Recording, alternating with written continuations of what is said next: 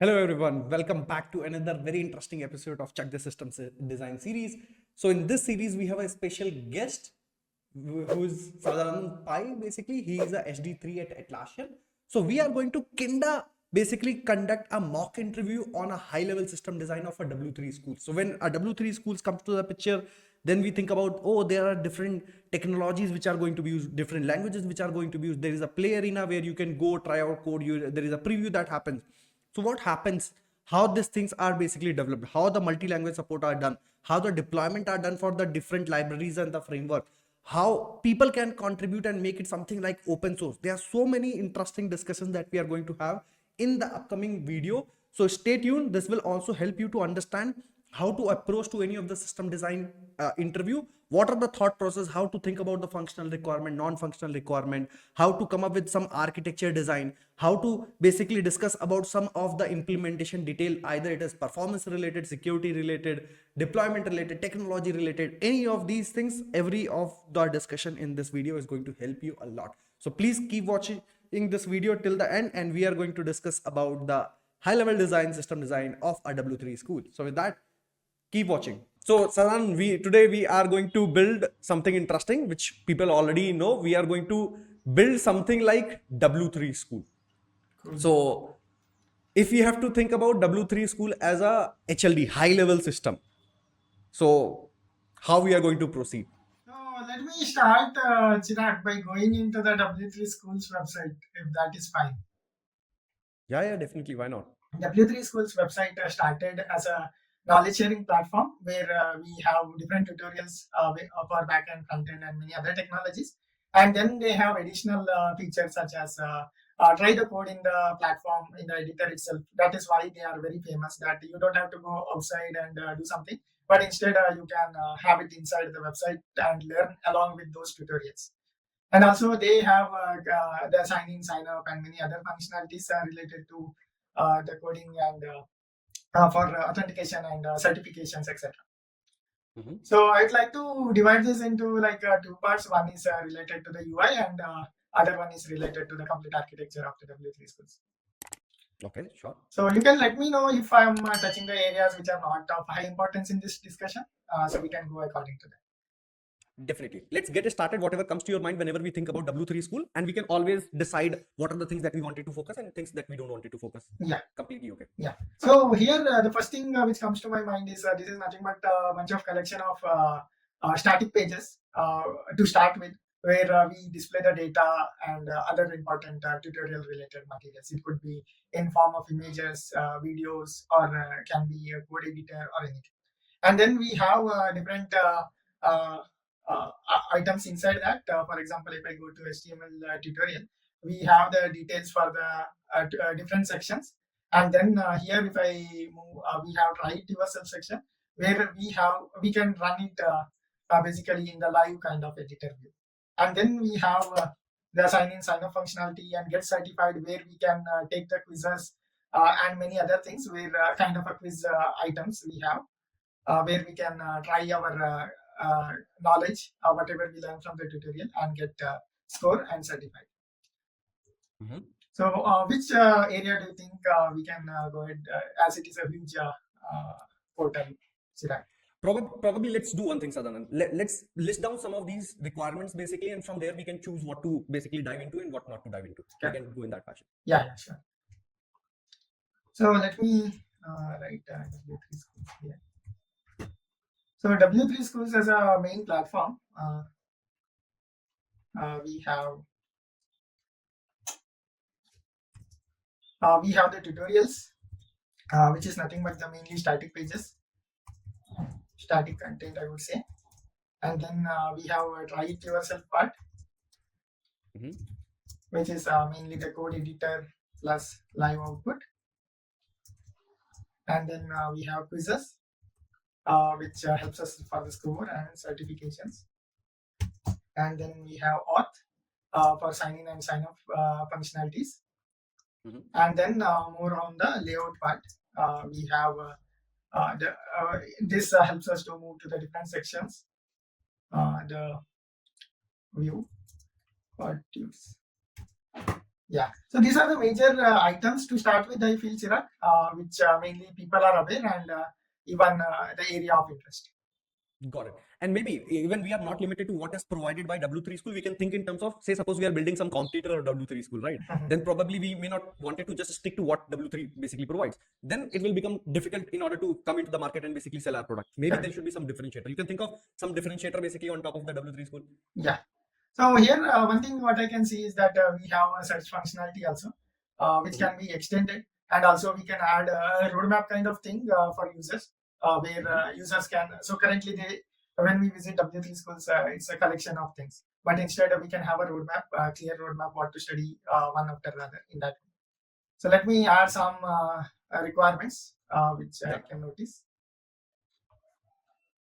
So one would be on the search part, where we can have the search, and then on the same side I can think of having the filters, and then maybe similar to that sorting functionalities, and then also I can think of a roadmap where users can go from one place to another after studying. So that is the main motto of that. And then also I would like to think that this live editor can be enhanced to make it like a challenge platform. Instead of just keeping it that currently what we do is we solve it and we try it out and done. But it can be enhanced that if you are able to understand this, what can we add to that? So it is about that, making it like a challenge. It's more of a quiz, but it is more of a in a kind of a coding challenge, I would say. Sounds fair. This is interesting. Yeah. So then the main thing we see is that it has to support different frameworks and all. So framework related support, I would say. That is the core part I can think of because that is how the W3 Schools is is famous for. That it supports CPC, HTML, CSS, JS, and so many other things. That's interesting. Like, it's very interesting to see how all of these frameworks basically are supported, or the library is supported at one single platform, where you're not just seeing the tutorial, but you're also able to experiment on that, right? Correct. So yeah, interested in that. Keep going. Yeah. So then I can think of details for the challenges. We would require the proper details or problem statement, I would say. And then as we have authentication already in place, it can be enhanced for showing the leaderboard kind of stuff, what we have in LeetCode or any other platform. Oh, so basically you meant by when people are basically coming, they can, because they can see the roadmap, they can keep on practicing stuff, they can actually see the challenges, they can practice the challenges. So you generate a leaderboard around that. Correct. Oh, that's awesome. Yeah. Yeah. And then we can also have kind of a system where people can like, dislike the challenges or any tutorials. So as of now, I don't think we have such features here where we don't know which is important. So many things are there here. So everything looks important for a beginner person, and we may get lost learning so many links, so many items in these links. Because if as a programmer or as a beginner, if I start, so it may look like, okay, I will go to jQuery and try to master it, but maybe in the real world it may not be needed. So that is where the roadmap and the part of the like, dislike, or the priority items will come. So let me mark it as priority or like, dislike. So even people can like the challenge also.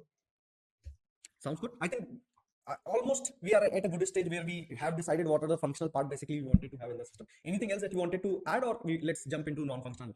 Yeah, I think for now we are good, and we can add while discussing. Sounds fair. Let's talk about some non-functional, where what are the things that we will be using internally from the tech side of thing in order to achieve all of those functionalities. Yeah. So these are the core items which are already present, Chirag. Here I would like to add enhancements maybe. Okay. And then here it will be a non-functional NFR. Sure.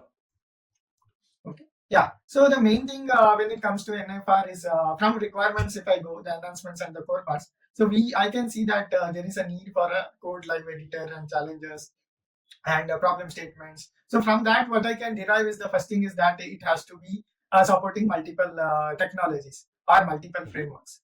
Yeah. So that is the main thing, and also it can happen that in future we will use different new frameworks which are coming into the market.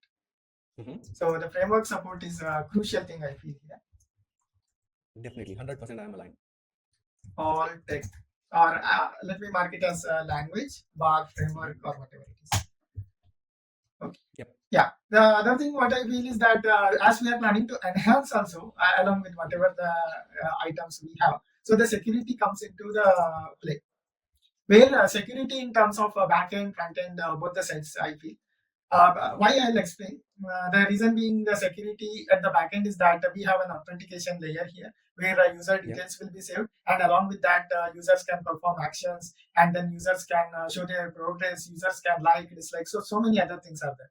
And when it comes to front end, this website or web app is kind of open. If I go to any try it yourself section, here we have so many input areas and submission which may interact with server, which may remain only in the front end. So in both the cases, we need to make sure that nobody is able to send something wrong to the server and screw the server, or else they may try to get the access to the things which are not required.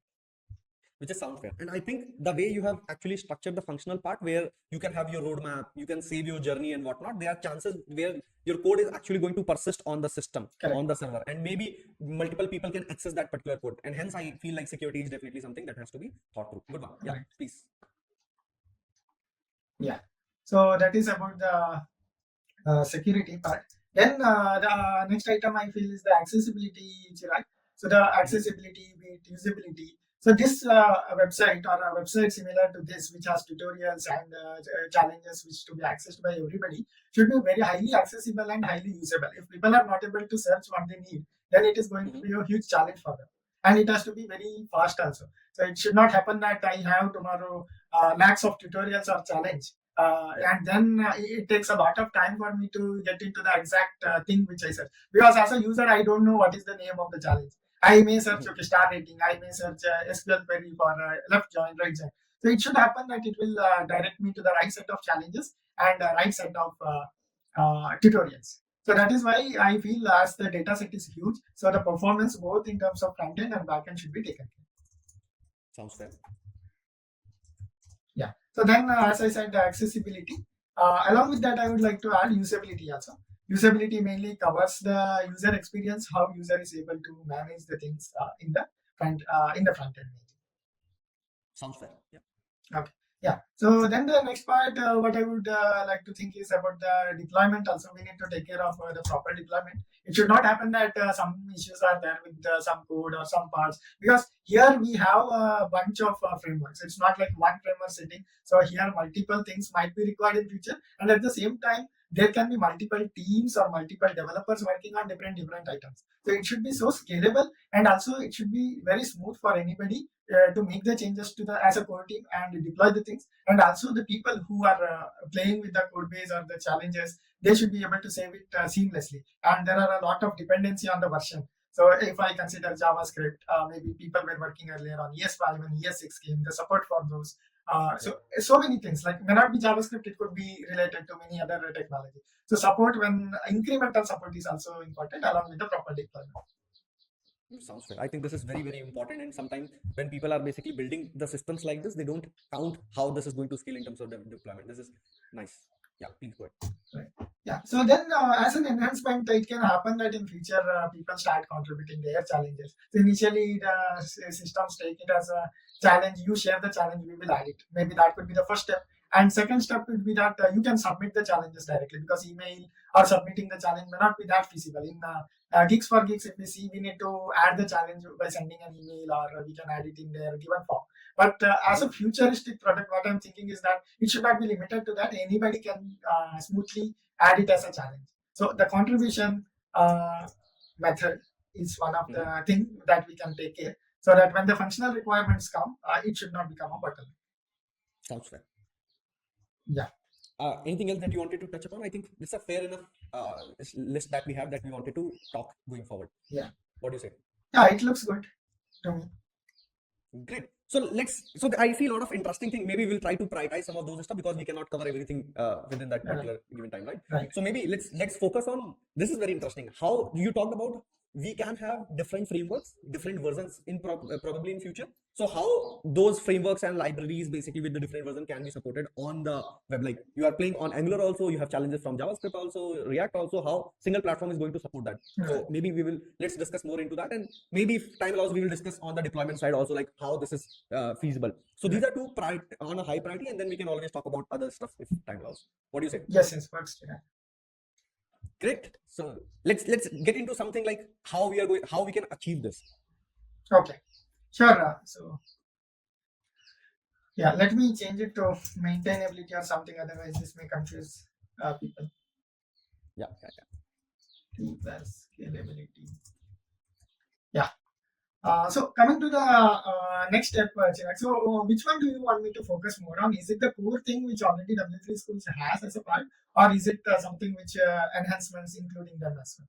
I want you to focus more on the enhancement side, the contribution side, where the people can come contribute, the challenge system that you are talking about, right? Okay. So maybe let's focus more on that side. Okay. So I think Sadanand, you have something similar to that also. Like, can't we get your expertise and experiences that you had in past club up with what we wanted to deliver today? Yeah. What do you say? Yeah, works. Let's go with that. Sure. Yeah. So coming to the enhancements part, Chirag. So what I feel is first we need to focus on what are the core things which people require. Then we can think about how to achieve it. So the first thing is about implementation at the UI level. That will be the features such as search, filter, sorting, and having a roadmap and the live editor. So those are the important things which we need to focus. And then slowly, gradually, we can think of how we can make it a bigger thing. So whenever we think of complex systems such as be it the W3Schools or whatever the next level stuff we have, I generally go with the minimal thing, and then slowly try to add on top of them. What we can think is that initially what we have will be. So let me think how I had also designed something similar, which we can discuss later. So we start with the minimum thing, which is MVP kind of thing, where we can start with something for users. Users start using it, and then they start giving the feedback. And in these terms, we can keep enhancing to the next level, and it will be very helpful for everybody. It sounds fair. Let's touch upon some of the MVP, some of the features, and maybe let's go into the architecture. Yeah. Sounds fair. Yeah. So here, if I see, let me copy this, and then we can obviously delete. So let me mark it as MVP. So here, the search functionality is something good to have, but to start with, it's not like something mandatory. Even the filter and sorting. Okay, that is what I feel. And then the main part here would be a live code editor or the challenge. We can call it as a challenge or a live code editor. Without having a challenge, there is no point people coming to the website, because tutorials is something which is already covered. So the next step is the challenge part. Okay, and then from the product point of view, I feel the roadmap is very important, Chirag. Because for people, so how do we differentiate our project from other projects or everything which is there online? So that is where I feel from the product point of view, roadmap will help a lot of folks to go in the direction what is needed. And this framework support, it is good to start from in that direction. So it may not be needed that at the starting only we will worry about how do we support in the front end Angular, how do we support Vue or some new framework. Instead of thinking to that extent, we can start with some framework, but it is very important for us to architect in a way that a new framework comes, it will support in its own way. Very important. Yep. Yeah. So that is the other thing. And here the details and the problem statement, which is like highly important. And then these are the items which I feel are can be taken later. But if people feel that that is the most important thing, we can always prioritize. And also, I have categorized MVP in such a way, Chirag. There might be a question why these three are at the later stage. These are kind of a derivative, I felt. So if, for example, when users are present, users have logged in or users are reading the problem statement, the search functionality is on top of the challenges which are already present. The filter, sorting, the leaderboard, everything, we have the data already. We just have to derive those things. It's not like that we can't do it we can do it with these things, but it is not like something we need to go immediately. Sounds fair. And on top of it, I feel like The way you have categorized very well. Reason being, if you don't have too many problem statement or challenges in your system, what's the need of doing a search filter kind of thing? Correct. It's not needed. And if there are no many users who are using and actively solving the problem, then what's the point of even the leadership board at that time? And you want people to interact and do things when there are users, there are leadership boards, like there are basically challenges in your system. Then these things, which is I'm 100% aligned. So let's focus on the challenges part more and framework side of things. Then we can always chip in to the other side. Yeah, sure. So let me draw a rough architecture diagram, Chirag, so that we will have some context while discussing. Yep. Yeah. So let me start with very simple, which is a code editor. Or maybe details for the challenge. So let me make it as a statement. So for any challenge, there has to be a problem statement. And we can think of different ways, Chirag, here. If we go into the low level, it will be like having it in a JSON, or should we have it as a single file, as a single component within that? So many different architectures are available. For now, I am just going with the blank statements architecture, where we have the statements, and this can have multiple sub levels into that, where it can be one for React, one can be for the other one can be for JavaScript, then CSS, etc. So everything will lie inside their own files or the config. Okay. Okay. So from there, what I feel is that we can move to the UI platform where we display the items and other things. So let me name it as a code editor, or maybe editor. So here, how we can connect is that there could be a problem statement, and at the same time, it can have tutorials. Okay. And here there could be a different number of connectivity, Chirag. It could be that we are connecting one tutorial to the multiple different problem statements, or one problem statement can be into different tutorials, but it should be completely independent is what I feel, instead of tightly coupling them. So that in future, if we are having a common challenge, maybe JavaScript challenge, which is helpful for React and JavaScript both, if we are keeping tightly coupled with tutorials, then those may not be that flexible.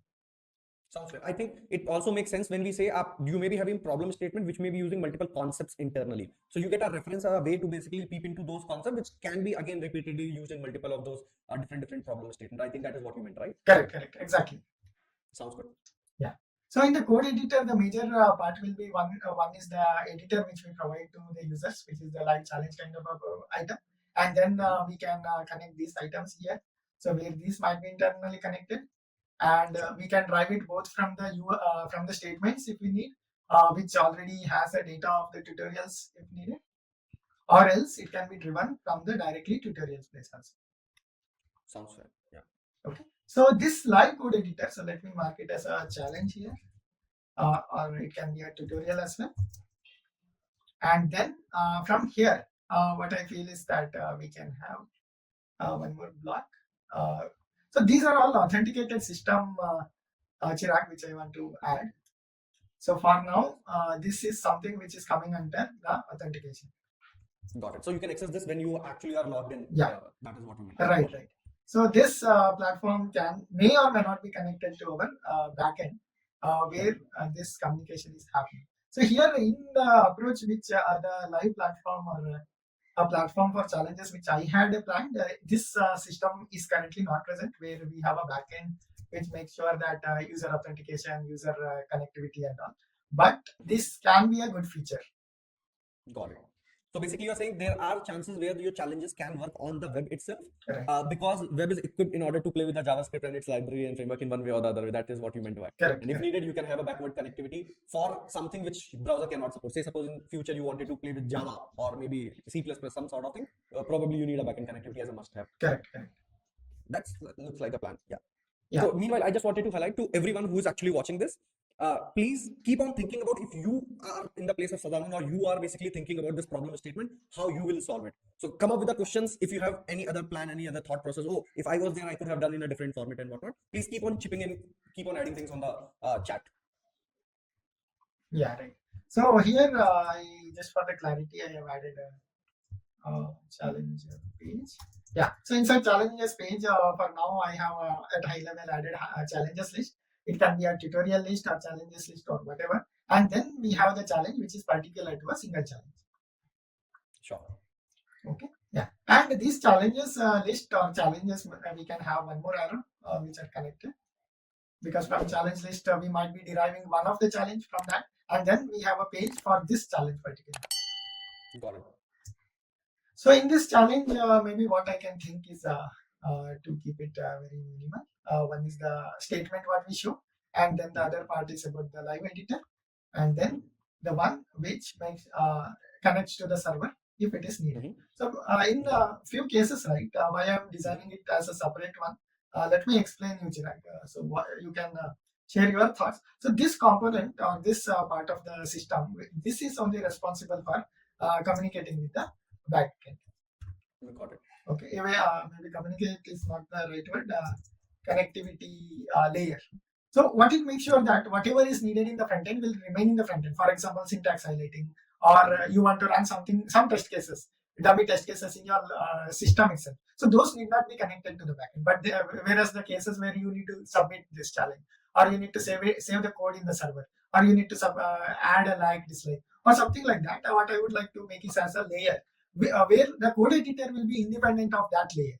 So it does not, as this part, it does not have to worry where it is running, be it in the front end or is it connected to the back end. Its job is to get the things done in the front end. So that is how I categorize it. Sounds like a plan, yeah. Yeah, so let me live editor. And then here we have the statement section. Something like that. So when you say live editor, you can see the code, you can make the changes, and that is going to impact on the connectivity side where you will see the preview. That preview will be generated either from the client itself or probably there is a connectivity to the backend in order to get the data and basically showcase that. That's what you meant, right? Yeah. So if we see in W3Schools, I think few challenges related to HTML, CSS and all, we can just use the code editor and the UI platform, the modern with the modern JavaScript and all, run it in the system itself. There is no need of the backend connectivity. But there are areas, for example, let's say be it SQL query or maybe a PHP program, which requires to connect to the server and then come back to the UI. So in those cases, this connectivity layer will help us to achieve that. So this connectivity layer could be as optional in case of the project which we are talking the front-end mini challenges. That layer is not yet present, but it can be added smoothly in the future. Sounds good. I think let's go ahead. Yep. Yeah. So this is at the high level, I feel, about the architecture of the platform. And then coming to a few of the NFRs, or maybe we can, do you want me to talk about these functionalities in this architecture, about search, sort, filter, etc., or should we also talk Not necessary. Not necessary at this moment. I think let's focus on the how we are going to support this multi-framework architecture. I think let's focus that primarily first. Sure. Yeah. So what I can think is I can shall I go ahead with one more diagram if needed? You can feel free to do that if you have anything in mind. Well, yeah. So generally, when we start with something complex as this, we can start with a single tech and then slowly enhance. In that way, we will get to know about the challenges also. Sure. So let me start with a simple tech platform, which is a single framework, which takes care of all of these things in a single block. So this takes care of all of the tech. Yeah.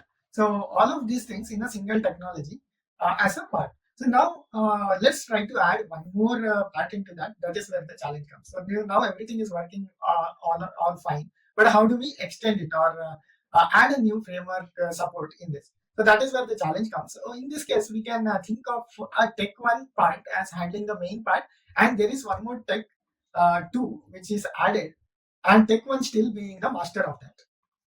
What I mean is that Tech One still is our main code base. If we think in our companies or projects where Tech One is already built, and at some point we think, okay, now we need to provide a multi-framework support or anything, something like that. So instead of thinking as a new architecture, what we do, we keep the Tech One and try to enhance it via iframe architecture, or it can be anything. But with Tech One, so basically, you meant by you have something core, which is your own platform, which is using some technology in order to build, and these Tech One, like Tech Twos, are something which is going to support those challenges. Basically, I think you meant that. Right. Sounds fair. Yeah. So this is one way where Tech One is coming up with the multiple technologies and getting extracted. So this may not become so sustainable. The reason being that Tech One is still the core part. So even in the projects where I had worked, I went with this architecture initially and found that this has so many issues, such as the support for new frameworks when they come. This code base is becoming complex and becomes not manageable. Okay. So I just wanted to mention that, Chirag, before going forward, which other technique is that. So instead of that, a new architecture which I would like to add here is that about the having a host and the controller. So where host is responsible for the core items and our technologies or libraries, whatever we are trying to introduce, especially in this case, will become the children of those that. So let me mark it as the core here. And then this is the one which is responsible for handling all of this, what we discussed, except the challenges or the items which are specific to a technology. So in that case, what will happen is what I can think is that statements or the tutorials will be an abstract or the interface kind of thing in the code, but everything will have its own copy, kind of an instance. So this becomes a template or a class for all other technology containers. So here the core part is nothing but the kind of template, and then we have different text. So it can be a template. For now, I am just mentioning it as a text for everyone to understand easily what we are doing. So here I am mentioning the tree text. So it might have all the parts which we have already discussed. It might have its own problem statement. It might have its own challenges list, and the code editor. Everything will lie in the code. So these are this is something which is kind of a derived entity from the code, but along with its own features. Got it. So basically, you are saying you are not going to put everything in one umbrella in one tech stack. Correct. You are going to divide and distribute the challenges and their views based on the framework that you are going to basically internally leverage. Correct. Sounds good. Yeah.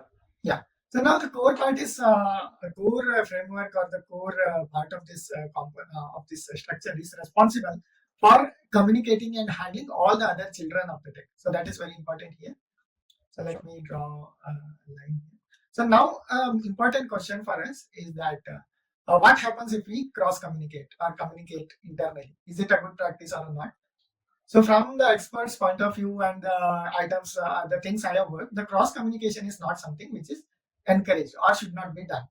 It has the reasons because the core container is responsible for handling all these technology or all the containers. We can think of a simple example, Chirag, here. Let's say a React component, which is a parent, and there are two children. So now, if child 1 wants to communicate with child 2, we don't communicate directly. We do state the lifting of the state, and then the state will lie in the parent. And then if you want to set something, you pass the handler to the child, and this will call that set state or something, and then it will set and it will reflect in the child. Sounds fair. Yeah. So similarly here also what we can do is we can keep that architecture, which is much better than having that cross communication. Sounds fair. So basically you're saying your core central way to basically communicate between these are your core, your parent, instead of doing a direct communication between one tech stack to the other tech stack and overcomplicating things over here. Correct. Sounds fair. Yeah, so this is not as easy as we speak while implementation, but we need to make sure that we do that so that it will be scalable. And also, why there might be a doubt. I think somebody is asking about the communication, why communication will be needed. So it can happen that we have set of challenges. A simple example which I can think as of now, we have set of challenges, which is same for tech 2 also. So we might think that why not pick these statements from this tech 1 to tech 2 instead of passing it on to the core and then pass it on to the tech 2. So that could be one of the scenarios. And also the problems what generally come is that let's say tomorrow we don't want tech 2 and we plan to remove it. Now whoever is dependent on tech 2 will get impacted, and the whole code base or the technology what is written there has to be modified.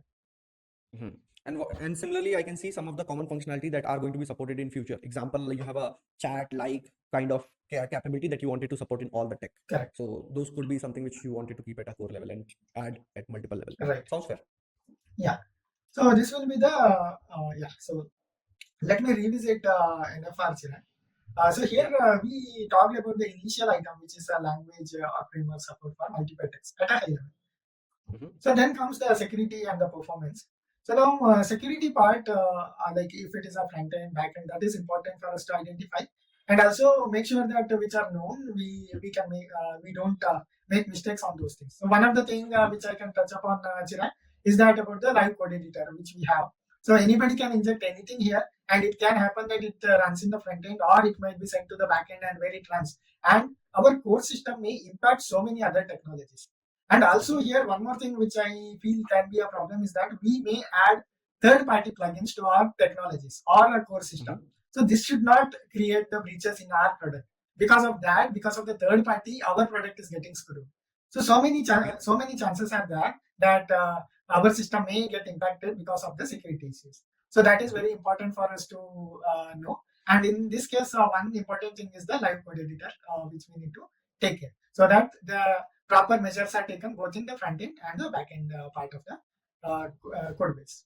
And I would like to keep that in the core part, where in this level, the part which communicates with the backend will. Got it. So basically, you're saying the any kind of sanitization basically has to be done. That will be done at a core level, so that different tech don't have to basically deal with those things. Okay. Along with that, I have one thing, Sadanand, which basically people are kind of also asking. We are actually saying that we will have different views in order to support Tech 1, Tech 2, Tech 3, right? That is one way of doing it, and the other way basically you talked about we can have one place, one core, which internally can actually support different techs, maybe in format of iframe, right? So why one is more beneficial as compared to the other one? The other one is like you have a single, say suppose application working in React, and wherever you need different frameworks to be supported, say suppose you have a problem statement in Angular, you have a problem statement in Vue and whatnot, that could be a part of a iframe in the core which is built on React. Like, do you see any challenge one over the other? Yeah, so one to start with the simple one, Chirag, with respect to iframe, if we pick. The improvement or the security wise, if we say whatever iframe we have, we can just render it in our code base, and we may not get impacted because of that if we take all the measures. But when we are having it in our own code base, it will be like a seamless experience where everything is working. Like the optimizations, be it the performance or the code base refactoring, everything we can take care internally at our level. But when we are doing it in the other way, we need to make sure that we take the measures and it won't impact us. So one challenge what I have come across at Chirag was that about the CSS. So CSS is generally global. It is not like we have JavaScript modules and at module level it will lie. So these are global. So if somebody was changing some CSS, it was impacting the whole system.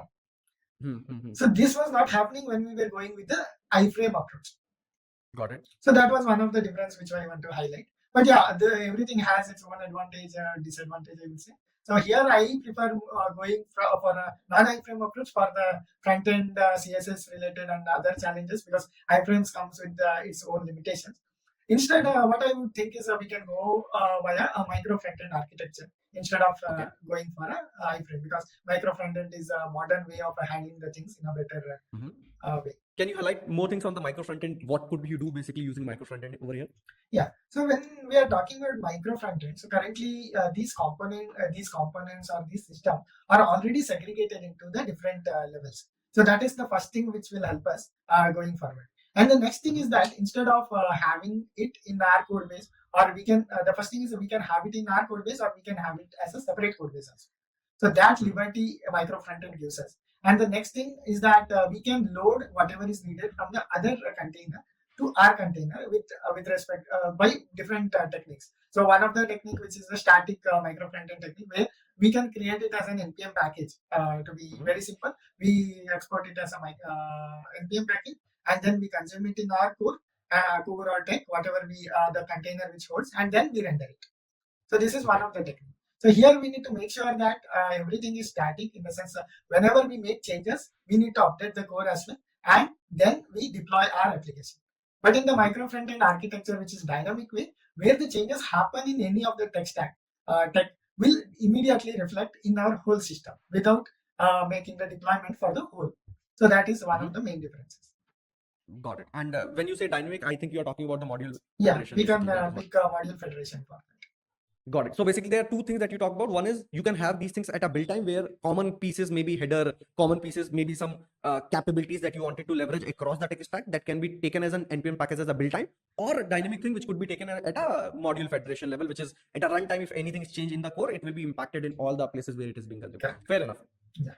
So the next thing about the NFR is about let's go to the diagram. Yeah.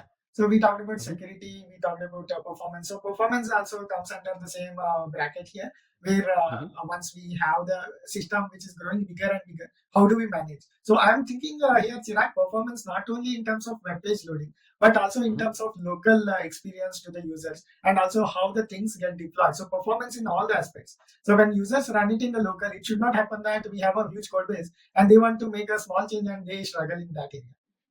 So that makes something interesting. So are we saying when we have this problem statement because people are going to contribute, so are we going into the open source kind of thing where people can come put their question, experiment on that, get the capabilities of the core system and the infra in their own local, and contribute in part of it, maybe adding a new challenge, try it out, do the development at the same place and see what is the outcome, and finally push that thing or submit that thing? Is that what Yes, your yeah, plan is? yeah. So even Oh, in that this case, it should not happen that any developers or contributors. It should be very super smooth experience with respect to performance, starting from improving the page load and addition of new frameworks, addition of new technology, interaction between the technology, and even in the deployment stage, it should be super smooth and completely performant application. So I need not worry whether my challenge will get impacted or the page which is like, let's say, X in the tech one, and we have a page something Y in tech 3.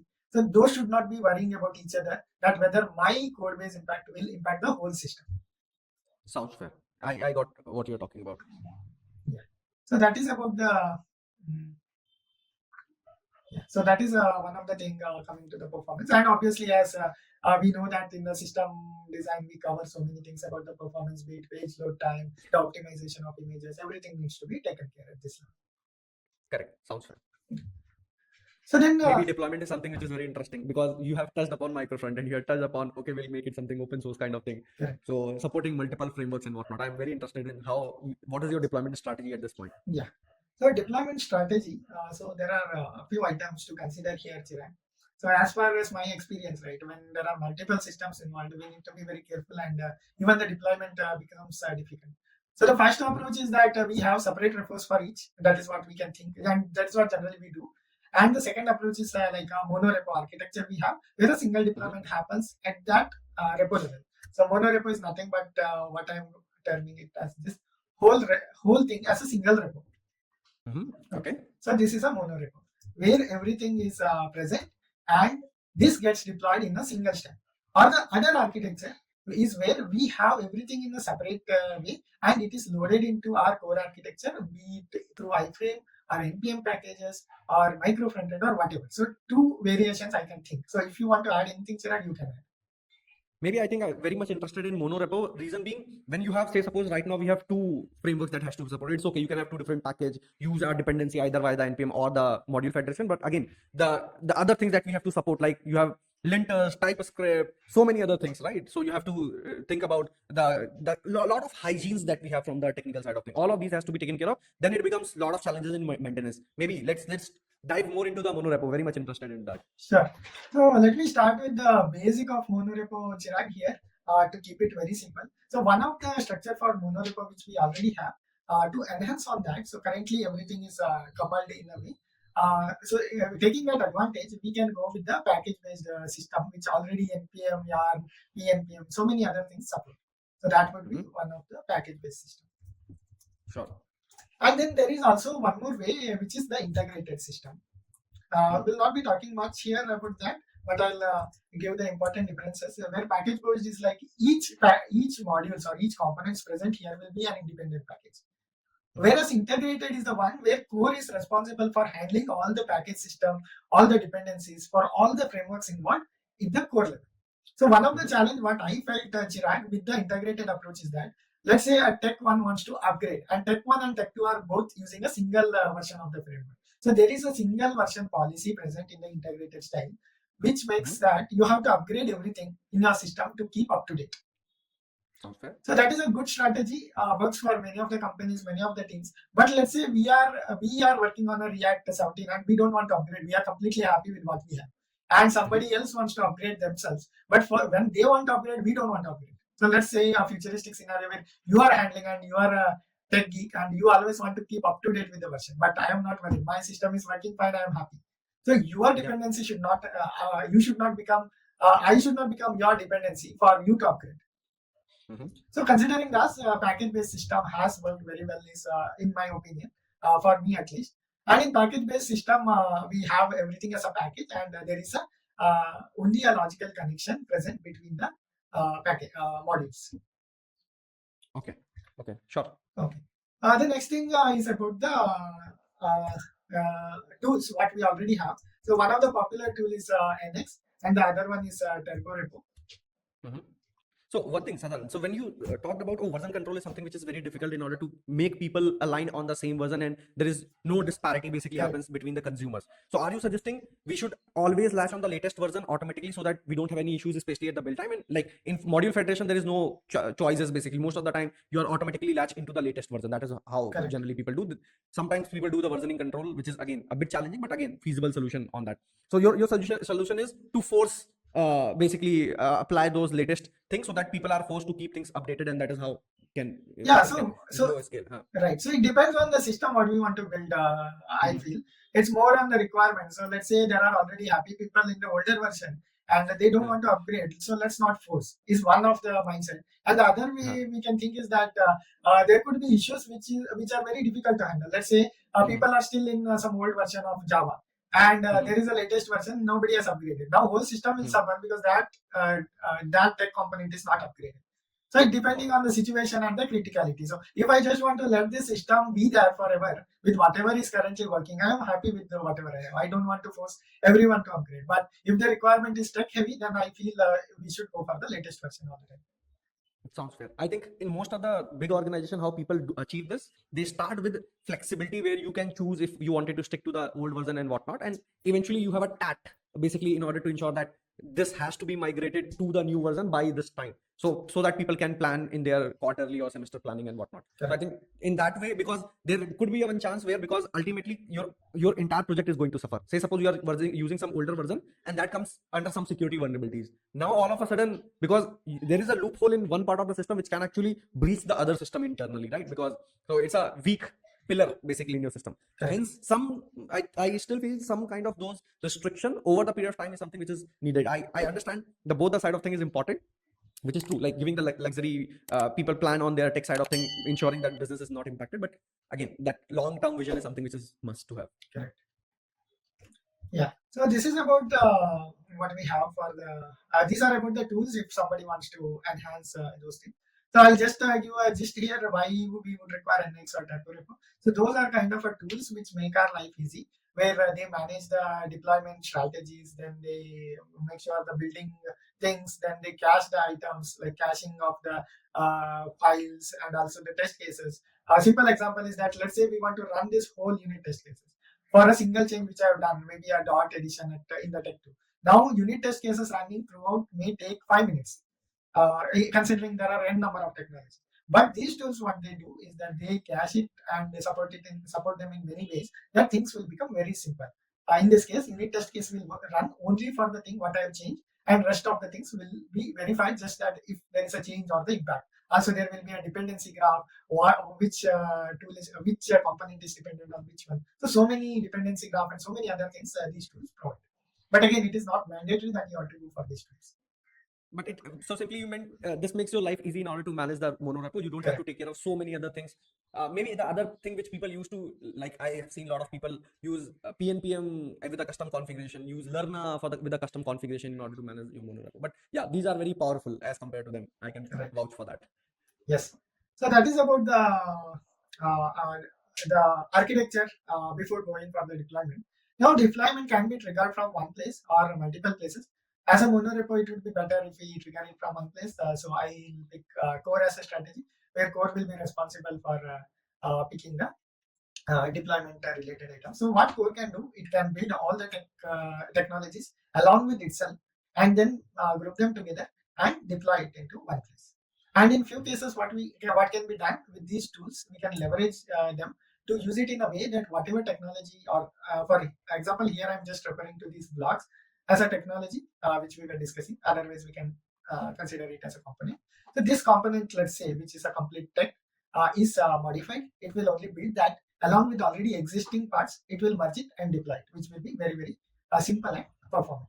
So that will be the architecture we can go ahead. Got it. So you wanted to keep the responsibility at a core where core has all the scripts or you can say commands in order to build things. And Correct. once you build it, what we wanted to do, like say suppose we build it, we have different platform, different challenges that we have, all of those got built. Now what's next? Yeah. So once everything is built, there is a small connectivity thing which may have to do manually, or else in some systems it will come all together. So in that case, what we will do, we will make sure there is a proper linking. So few monorepo tools make sure that everything is out of the box. But if you are doing something manually, you have to take care of those things. So for example, if I have seen in Vercel where let's say you build a turbo repo, build a monorepo using turbo repo, it will come with its own set of deployment strategies, and you have to just pick each one of them and then build it all together. But whereas in Netlify, I was doing the same thing. So they have given us the custom option where a single repo, monorepo with multiple texts can be merged together as a single deployment. Got it. So basically, are you saying there are steps basically that can be leveraged? Oh, Correct. along with this, there is a dependency on this. You perform these activity and then you finally perform Correct. this activity. That kind of activity. Correct. Got it. Yeah. So those are the things. So here, before moving to the next step of the showing the actual code of the deployment, I would like to add one more thing about this maintainability, Chirag. So here, one thing which I feel is crucial is that there could be chances that we have something common across Tech 1, Tech 2, Tech 3. And the basic approach is that we build it in Tech 1, then we build it in Tech 2, and build it in Tech 3. Okay, this works, but there is a pre-repetition. So let's say there is a search filter for each component or each module. So now we need to build that search component across all the tech platforms. Yep. So that is one thing. Or else we can leverage that instead of keeping them here, we will move it to the core part, and this will make sure it will manage this. Got it. So basically, again, moving that responsibility to the core, because kind of micro front-end architecture that you wanted to more focus around, right? Correct. Why you have to take the responsibility as all that when it can be at the core. Sounds fair. Yeah. So in our project also we had come across a similar challenge. So what we did, we thought of moving it to the code, but there were some limitations we faced, not from the tech point of view, from the product point of view or developer experience, that we didn't want to keep it at the core level. Instead, we wanted to keep them in the tech level only, the component level. But it should not happen that it is a re-effort. So it is in between both. I would say that it will lie in the core level, but it will be specific to the tech. So what we did was the web component approach we did, Chirag, where there will be a single web component which is compatible with all the front-end frameworks. So here specifically I am picking a front-end. So this is a one which is compatible with all the front-end frameworks, which is nothing but the web components. So we built it using Stencil.js, which is the compiler for web component. So this will be built once, and this will be distributed to all the frameworks. Got it. So you are going to use web component for such purpose in order to leverage again support enhancing your micro front end, because again web component can be another angle to think about the micro front end. Sounds good. Correct. Yeah, but yeah, it depends on the necessity, Chirag. Again, I would like to say we don't want to think in this direction on every time we come across something of this sort. So this can be one of the approach, but it is not going to be the only approach to solve this problem. Which is fair enough. I think saying that this is very important, because most of the time when people think these are the options, then everything they try to over engineer thing, right? They try to forcefully fit those cool stuff, cool experimental and whatnot in the product, which doesn't work. It doesn't work in the way that people think, because there are maintenance costs, there's dev costs, there's experience costs, there's so many other things basically comes into the picture. Correct. Yeah. Sounds good. So this is why don't you showcase some of these stuff that you have done in past also, Sadanand? Yeah, sure. So I can share that with the team. So let me open it.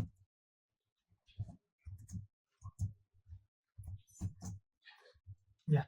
So let me share my screen with that. So this is the repo, Chirag. Can you zoom in a bit? Yeah. This will be helpful. So this is a platform called as Frontend Mini Challenges, which is like an evolving platform as of now, where the main focus is to help folks to be able to understand how to build the UI challenges, and also at the same time contribute their challenges into the our code base, which will be accessible for everyone. So as of now, if you can see, Chirag, it supports JavaScript, React, and Vue.js. Along with that, even Angular support we have added recently, which we will go live soon. So let me show you the platform, what we have here. So this is the platform, which is Frontend Mini Challenges. So this supports different technologies in the front end, specifically JavaScript, React, Vue, Angular. And this is the host page as we discussed earlier. So this is the host, what is the core part, which is acting like a host. And inside this, if we go, we end in the JavaScript challenges page, which is a tech one. Got it. Okay. And as we discussed earlier, you don't see a search filter as of now, which is like yet to be implemented, which we didn't consider for MVP. It sounds fair. Yeah. Yeah. So, but this is the right time we feel that we can introduce that search field as number of challenges have grown. And similarly, you can see here we have a React. And this is not just the name, it is React. It is completely written in React. Vue is completely in Vue. And the Angular, everything is in their own framework. And the host of the core is again in React. So React is the host. And inside that, we have different technology. And all are there independent. And we have used NX along with the NPM packages, leveraging NX. And deployment strategies are also written custom on GitHub pages with GitHub Actions. Oh, nice. So basically, you're saying you have this core basically in React, and like whichever framework you go, like you go to React, Vue.js, that is written in their respective. So you have at a route level itself, the application loads with all the dependencies of Vue.js, React.js, and that's what we do. Right. Awesome. Right. So I can show you the high-level deployment strategy. Yeah, that will be cool. I think that will be cool. Maybe you can also go into any of the challenge and show that challenge. Why not? Yeah. Sure. So let me show you how the deployment works at high level. So here, if you see, we have the deployment where we are initially installing, then building, and then copying it to docs. So you can ignore docs because docs is something which is a root folder in GitHub pages, but may not be applicable for other platforms. And then we are hosting this docs as the GitHub pages. So if there are any changes, it will be built and set up. So if I go to the actions, you can see that all the recent deployments which have happened in the previous commits and pushes. And also, maybe you can open one of them and show the logs basically what happened in any of these workflows. So if you see here, this is the deployment setup which is happening on every push and every merge. So what we are trying to deploy all these things. Okay. So the components is nothing but the common components which we talked about. The web component, then the JavaScript, then the Angular, React, and the host along with the Vue. So everything gets built first, and once everything is ready, everything gets merged into a single folder where all the connectivities are established, and then this is deployed into GitHub pages. Sounds fair. I think this is interesting. So basically, you have set up the GitHub actions basically in order to build this, and you are using NX in order to do the build thing, and then finally taking care of. And finally, this is built on the GitHub pages itself, if I'm correct, right? Right. This is awesome. Yeah. Yeah. So we have hosted it on Netlify also. So why Netlify? It is for the people developer experience. So for example, if somebody raises a pull request, immediately we get the deploy preview for that on the Netlify, so that they can go and see their challenge. How is it going to come if this gets deployed? Oh, awesome. Awesome. That is awesome. So for example, if I pick anything, so this is a star rating challenge. So people can contribute, then see how it is coming, and then we can discuss and merge it as a part of the challenge. So one part which is not as of now present is the live editor, which we discussed, which we were talking about the W3Schools. There is a live interaction for the challenge, but live editing is not possible.